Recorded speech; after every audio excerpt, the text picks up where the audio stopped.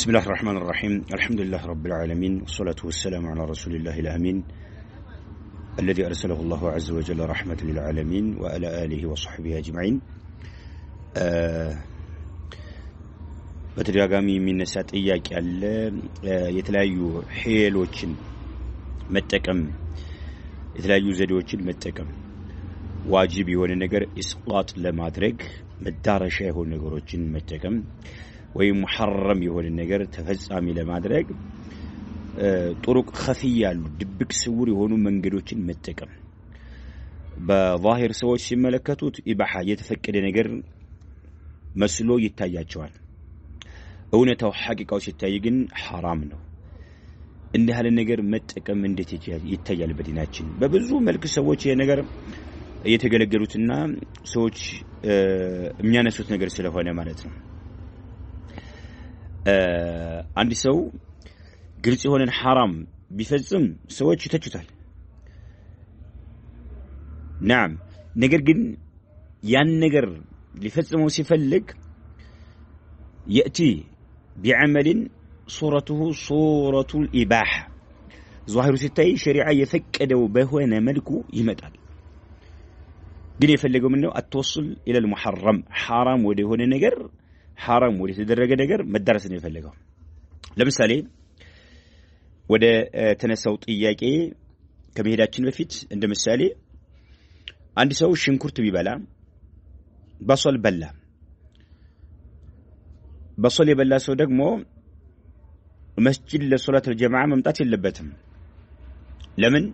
يمنع من دخول المسجد መስጂድ መግባት ይከለከላል አጋጣሚ መስጂድ ሽንኩርት በልቶ ከገባ فإنه يخرج منه እንዲወጣ ይደረጋል ሱሐባዎች በነብዩ አለይሂ ሰላቱ ሰላም ጊዜ رائحة البصر بصل ወይም ኩራፍ የሚባላል ወይም ثوم የሚባለው ሽታ አንድ ሰው ካገኙበት ከመስጂድ ያባረሩት ነበር ኢማም ሙስሊም የዘገቡት ሐዲስ ማለት ነው ከመስጂድ ይባረር ነበር አንድ ሰው ይሄንን አስቦ መስጂድ አለ መምጣትን አስቦ አራዳ አየዳዕ ጀማዓን መተው አሰበ ያለ ምክንያት ጀማዓ የማቆም ከሆነ ሰዎች ይተቹኛል አለ bila ሰበብ ማንንም ሰው ይሄ ጀማዓ የማይሰግድ ይያሉ ያብጠለጥሉኛል አለ ስለዚህ لكنني اكل البصل አለ ሽንኩርት በላለሁኝ አለ ይሄ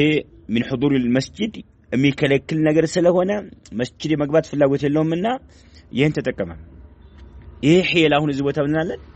يحرم عليه اكل البصل ሽንኩርት መብላት حرام ይሆንብሃል ነው ምንለው ሽንኩርት መብላት حرام ይሆን ለምን ይሄን ሄል የተጠቀመው لاسقاط الواجب عليه በሱ ላይ ግዴታ የተደረገበትን ወሁ ሶላቱ الجماعه ግዴታ የተደረገበትን ነገር ለማስቀረስ ስለሆነ ማለት ዛሂሩ አሁን ይኸው ሽንኩርት በልቷል ሙባህ ነው መስጂድ እንዳይገባ ይደረጋል አጋጣሚ ቢገባ እንኳን በልቶ ይወጣል እንዲወጣ ይደረጋል እሱ ግን ጀማዓ ሁዱር ማረግ አይፈልግም መስገድ አይፈልግም ዝም ከተውኩ ሰዎች ይተቹኛል ይልና ምን ያደርጋል ሽንኩርት ይበላል ማለት ነው ሽንኩርት መብላት አሁን حرام ነው እንላለን ለምን ግዴታ የሆነ ነገር እስቃጥ ለማድረግ የተጠቀምከው ሂለት ነው ዘዴ ነው እንላለን ማለት ነው ነገር ግን ሽንኩርት የበላ ለሆነ ሐጃ نعم جماعة صلاة متو ፈልጉ አይደለም ለሆነ ሐጃ ነው የበላው ወደ መስጂድ ሂዳ ይባልም ወንጀል የለበትም ዕቁባም የለበትም ለምን አዕማሎች በንያ ናቸውና ማለት ነው ሁለተኛ አንድ ሰው ለምሳሌ ባለቤቱ ጋር ግንኙነት ማድረግ ፈለገ ወይ መብላት ፈለገ ወይ መጠጣት ፈለገ في نهار رمضان ቀን ማለት ነው በረመዳን ቀን ላይ ግንኙነት ማድረግ ፈለገ ወይ መብላት መጠጣት ፈለገ نعم እዛ አለበት ሀገሩ ላይ ቤቱ ቢቀጥል ይሄን ነገር ማድረግ እንደማይችል ተረዳ ረመዳን ነው በረመዳን ቀን ባለቤቱ ጋር ግንኙነት ማድረግ አይችልም መብላት አይችልም መጠጣት አይችልም ይሄ ነገር ቢያደርግ ሰዎች ይቃወሙታል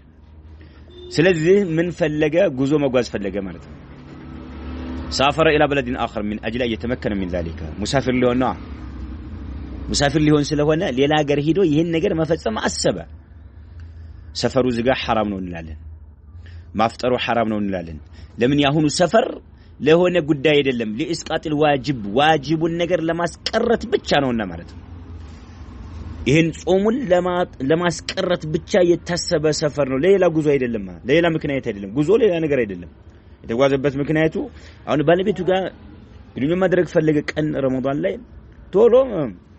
ይዞ ጉዞ ሊጓዝ ነው እሷን ይዞ ማለት ባለቤቱ ማለት ነው ሙሳፊር ሲሆን ከከተማ ሲወጣ ሐላል ትሆንለታለች خلاص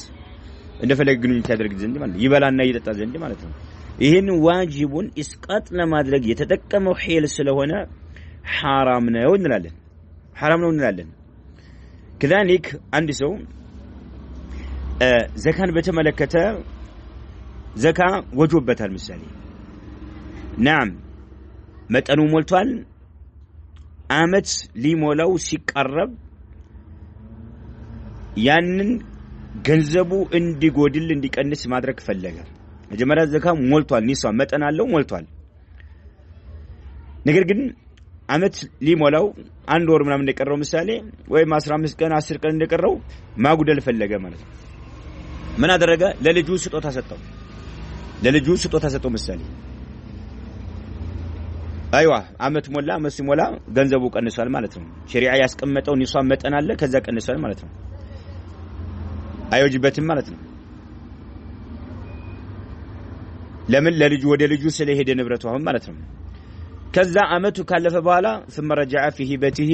ከስጦታው ተመለሰ ለጀን መልሳለው የሰጠውን ገንዘብ ማለት ነው ለምን አባት ለልጁ በሰጠው ስጦታ መመለስ ይችላልና ተቻዋለው መልስልኝ ማለት ይችላልና ማለት ነው የፈለገው ቦታ ላይ ለልጁ መስጠት ሳይሆን እስቃጦ ዘካን ውድቅ ማድረግ ነው የፈለገው አሁን እንዳዲስ ሲመጣ እሱ ጋራ አመት ስላለፈው ካለፈው በኋላ ስለሆነ እንዳዲስ يعني حول جديد አንድ አመት እንዳዲስ ነው የሚጠይቀውና ማለት ነው እንደሃለው ሂባ ለልጁ የሰጠው ስጦታ حرام ነው እንላለን ለምን ሒል ዘዴን የተጠቀመው ለኢስቃጥ ዋጅብን ግዴታ የሆነ ነገር ነውና ማለት ነው ዋጅብ የሆነ ነገር ግዴታ የሆነ ነገር ለማስቀረት ሆነ አለ ለልጁ ግን ፍቅር እንዲጨምር ልጁ እንደወደው ወይም ልጁ ሆነ ሐጃ ኑሮበት ቢሰጥ ችግር የለውም ይሄ ዘካው እንዲቀንስ ያደረገው ዘካው ላለማውጣት ሳይሆን ለሆነ ሐጃ ነው የሰጠው ለልጁ ችግር የለው እዚህ ጋር ይጠይቀው ጥያቄ ወደዛ ስንመጣ እነኚህ መንደርደራዎች ካየን በኋላ ሰዎች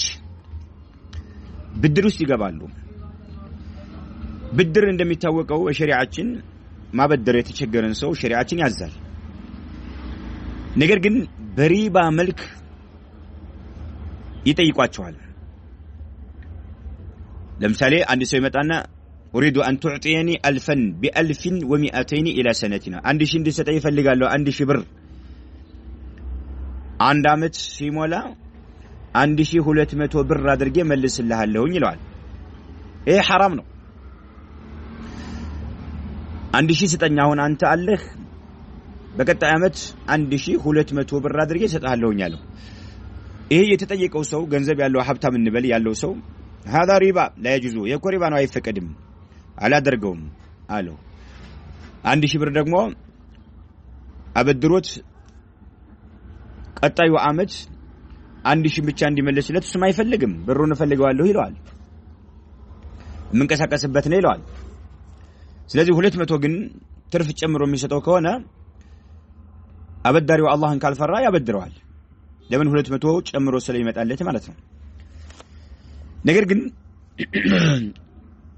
አበዳሪው እምቢ አለ ሪባ ነው አይቻልም ማለት ግን ምን አለው انا ابيع عليك هذه السلعه ايه እኔ ጋር ያለውን ዕቃ ልሽጥልህ አለው በ1000 ልሽጥልህ በ1200 ልሽጥልህ አለው ب1200 الى سنه አንድ አመት ድረስ በ1200 ልሽጥልህ ያው አንድ አመት ሲሞላው ተከፍለኛለህ ማለት ነው 1200 ሸጠለት ንያው ግን ምንድነው ወዳውኑ በ1000 ሊገዛው አስቦ ነው ለምሳሌ አንድ ኩንታል ሩዝ አለ እንበል በ1200 ሸጠለት የሚከፍለው መቼ ነው አንድ አመት ሲሞላው ማለት ነው 1200 አድርጎ ይሰጠዋል طيب ከገዛው በኋላ ንያው ግን ምንድነው ወዳውኑ ባንድ ሺህ ሊገዛው ነው ያሰበው ሻጩ ማለት ነው የገዛው ሰው ይሄ ዲሃን በለው የገዛው ሰው በቀጣይ ዓመት 1200 የሚከፍለው አሁን ወዳውን ለዛው ሰው ባንድ ሺህ ሸጠለት አያችሁ ይሄ ሄል ነው አሁን ይሄ የመጣው ሰው ምን ይዞ ሄደ ማለት ነው ብር ይዞ ሄደ ማለት ነው ስንት ብር 1000 በቀጣይ ዓመት 1200 ሊከፈል ማለት ነው ነገር ግን ያንን ብሩ ሪባ ነው ስላለው አይቻልም 1000 ብር አሁን አበድሬህ 1200 በቀጣይ ዓመት እንዲከፈል አልፈልግም ሪባ ነው አለው ግን ይሄን ዕቃ 1200 ልሽጥልህ አለውና አንተ ብሩን ከፍለህ ከዓመት በኋላ ነው አሁን ደግሞ መልሽ በ1000 እዘው እገዛሃለሁኝ አንተን አለው ገዛው ማለት ነው ብር ሰጠው ማለት ነው የሚፈልገው እሱ ብር ነው ብሩን ይዞ ሄዶ ማለት ዳው ማለት ነው 1000 ብር ይዞ ሄዶ ማለት በተዘዋዋሪ መንገድ ይሄ ሄል ነው ዘዴ ነው حرام ነው حقيقة أنه أقرضه 1000 ب1200 إلى سنة ይሄ ነው የምንለው 1000 ብር አሁን ሰጥቶ በቀጣይ ዓመት 1200 አድርጎ እንዲመልስ አደረገ ነው የምንለው هذا هو الربا ይሄ ሪባ ይባላል العينة ተብሎ ስያሜ የተሰጠው በሐዲስ ማለት ነው አሁን ደግሞ እየተደረገ ያለው አንድ ሰው ጋር ይመጣና አቅሪድኒ 50000 አንዲ ማነው 50000 50000 አበድረኝ ይለዋል ኦሬዶ አናሽሪ ቢها سياره መኪና ሊገዛ ፈልግ ያለው ምሳሌ 500 ሺህ የሚበለው 1 ሚሊዮን የሚወረኝ ችግር የለም ቤል ሊገዛ ፈልግ ይበለው ምሳሌ መኪና ሊገዛ ፈልግ ይበለው የተለያየ ሸቀጣ ሊገዛ ፈልግ ይበለው نعم ከዛ ምን አለው اقرضك 50000 እሺ 50000 አበድራለሁ ነገር ግን على ان توفيني 60000 60 አድርገህ 60000 አድርገህ ልከፍለኝ አለው 10000 አትርፎ ማለት ነው ወለዲ ማለት ነው هذا ربا لا يجوز له ይሄን ኮሪባ ነው አይፈቀድም አለው ሪባ ነው አይፈቀድም ተባባለው ማለት ነው ለምን 50000 መኪና ሊገዛ ፈልጊያለሁ ቤት ሊገዛ ፈልጊያለሁ የተለያየ ሸቀጣ የተለያየ ልብስም ይሁን ቡና ይሁን ጨው ይሁን የፈለገ ስኳር ይሁን ዶቄት ይሁን የፈለገ ነገር ይሁን ሊገዛ ፈልጊያለሁና 50000 አበድረኝ ሲለው አይ ማበድር 60000 አድርገህ የምትመልስ ከሆነ ነው አለው ይሄ ደግሞ ሪባ ነው አይቻልም ተባባሉ طيب اذا انا اشتري سياره አለው ሄደና ማለት መኪና እኮ የለውም እሱ ጋር ይሄ ብር ያለው ሰው እኔ መኪናውን ይገዛልሁኝ አለው وابيعها عليك ከዛ ባንተ ላይ ይሸጣዋለሁኝ አለው ላንተ ይሸጥልሃለሁኝ አለው ነጋዴው ታጅሩ ንግዱ ምንድነው ቡና ነጋዴ ሊሆን ይችላል እሱ ወይም ባንክ ቤት ሊሆን ይችላል አሁን እስላማዊ ባንክ ቤት እየተባሉ የሚባሉት ማለት ነው ዘምዘም ይልሃል ሂጅራ ይልሃል እያደረጉ ያሉት ማለት ምን እንደሰማ ነው ማለት ነው ይሄ ባንክ ቤት ሰራተኛው ምሳሌ ሄደው ሲጠይቁት 50000 ይፈልጋለው መኪና ሊገዛለው ከዛ 60000 አድርገህ ልታመጣ አይችልም እስላማዊ ባንክ ነው እየተባለ ስለሆነ ውሸት እስላማዊ ባንክ ነውና ግልጽ የሆነ ወለድ ስለሆነ አይገባበትም ስለዚህ ምን ይለዋል እኔ መኪናዋን እኔ ገዛታለሁ ይላል ቤትም ከሆነ እኔ ገዛዋለሁኝ ይላል ይፈልገው ነገር ያሰው ባለሐጀው የሚፈልገው ነገር ብቻ እኔ ገዛለሁ ይለዋል ወደ መኪና ከሆነ ደግሞ ያ ባንክ ቤት ያለው ገዛ መኪናዋ ማለት ነው ب50 نقدا ب50 ገዛት ማለት ነው وباعها عليه ب60 مؤجله አዘግይቶ የሚከፍለው የሆነ በ60000 ሸጠለት ወዳው ነው ማለት ነው አያችሁ 60000 ሸጠለት ግን 60000 የሚከፍለው ቀስ ብሎ ነው የሚከፍለው አሁን እቃውን የገዛው ባንክ ቤት ነው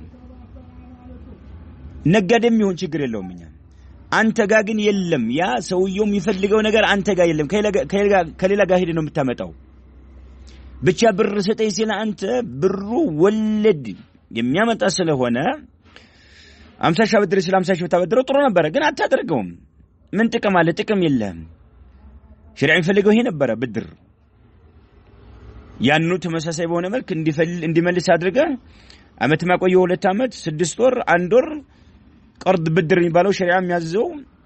ትልቅ አጅር ያለው ይሄ ነበር ነገር ግን ይሄን ማድረግ ስለማይችል ትርፍ ፈላጊ ስለሆነ ቀጥታ 60,000 አድርገህ ልታመጣ እሰጣለሁ ማለት አይችልምና ግልጽ የሆነ حرام ስለሆነ ወደ ዘዴ ሊገባ ነው ማለት ነው በቃ የፈለከው ነገር እኔ እገዛልሃለሁ አለው መኪናውን እኔ ገዝቼ ግን በዛው በ50,000 አይደለም የሚሸጥለት ቢሲቲው ሙአጀላ 60,000 ያችን የሚፈልጋትን ነገር በተዘዋዋሪ መንገድ ያገኛት ማለት ነው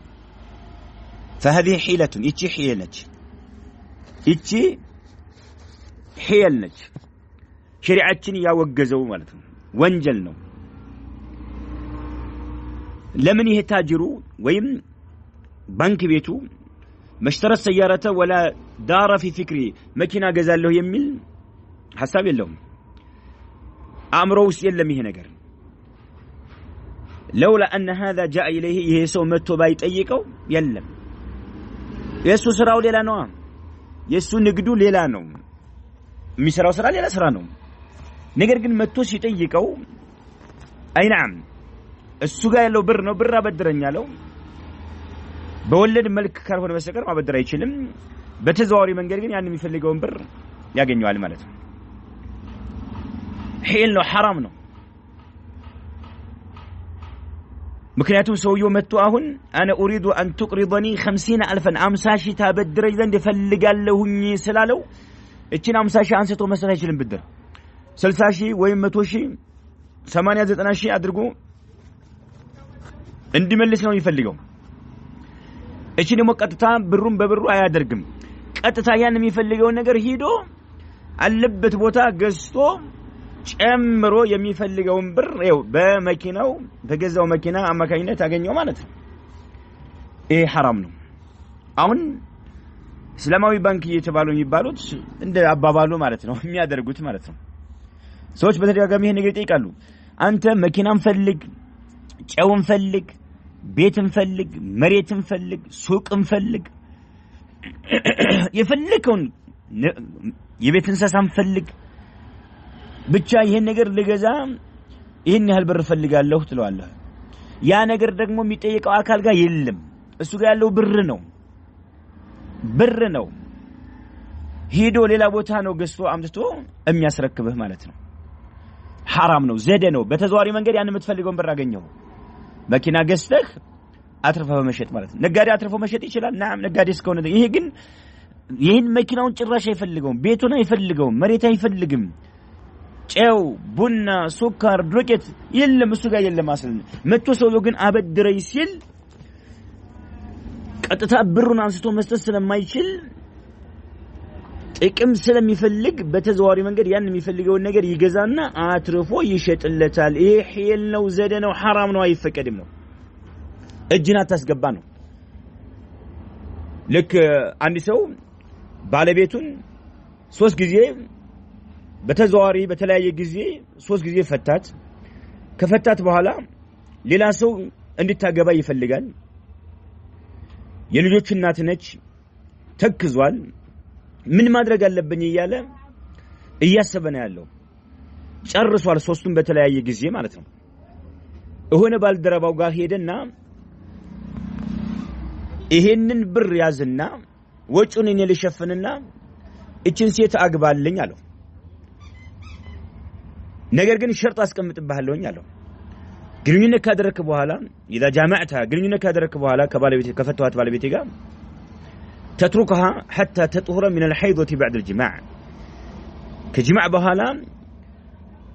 حيض አይታ ንጹህ እስከምትሆን ድረስ ትተዋታለህ ከዛም ትፈታታለህ አለው ግንኙነት አድርጓል አሁን ግንኙነት እንዲያደርግ መፍታት አይችልም በሸሪዓ ክልክል ስለሆነ ወንጀል ስለሆነ ሁለተኛው ባል ማለት ነው ይተዋታል ሐይዳይታ ንጹህ እስከምትሆን ድረስ ማለት ነው ግንኙነት ካደረገ በኋላ ማለት ነው ያን ጊዜ ይፈታታል ንጹህ እንደሆነች ማለት ነው በዚህ ተስማሙ ከዛ በኋላ ሊመልሳት እሱ ማለት ነው ለመጀመሪያው ተፈቀዳለች አትፈቅድ لا تحل الاول በፍጹም አትፈቀድም حرام ነው አይቻልም በዲናችን የተለያዩ ዘዴዎችን መጠቀም አይፈቀድም ነብዩ አለይሂ ሰላቱ ወሰለም ይሄን ረግመዋል ሙሐልልና لعن الله المحلل والمحلل له ሁለቱም ተረግመዋል محلل ሁለተኛ የገባው ሰው አንድ ቀን አድሮ ሊፈታት የተስማማው ሰው አላህ ከረህመቱ ያባረው ተብሏል محلل له ደግሞ ሐላል የምትደረግለት የሆነው የመጀመሪያ ባሏ ማለት ነው ሁለቱም ተረግመዋል ኒካህም የለም ዝሙት ነው ሁለቱም በዲናችን እንደሃሉ ዘዴዎችን መጠቀም አይፈቀድም ስለዚህ እዚህ ባንክ ላይ እጃችሁን ያስገባችሁ ሰዎች ይሄ ነገር የምታደርጉ የሆኑ ሰዎች حرام ነው አይፈቀድም እንደዚህ ያለ ጠይቄ ግማሹ መኪና ይላል ግማሹ መሬት ይላል ግማሹ ቡና ይላል ግማሹ ልብስ ይላል ግማሹ ድርጅት ይላል ግማሹ ቤት ይላል ሁሉም ተመሳሳይ ሒል ነው ሒል እስከሆነ ድረስ በዲናችን አይፈቀድም አላህን ፈራ እጅህን አንሳ ነው هذا والله اعلم وصلى الله وسلم على نبينا محمد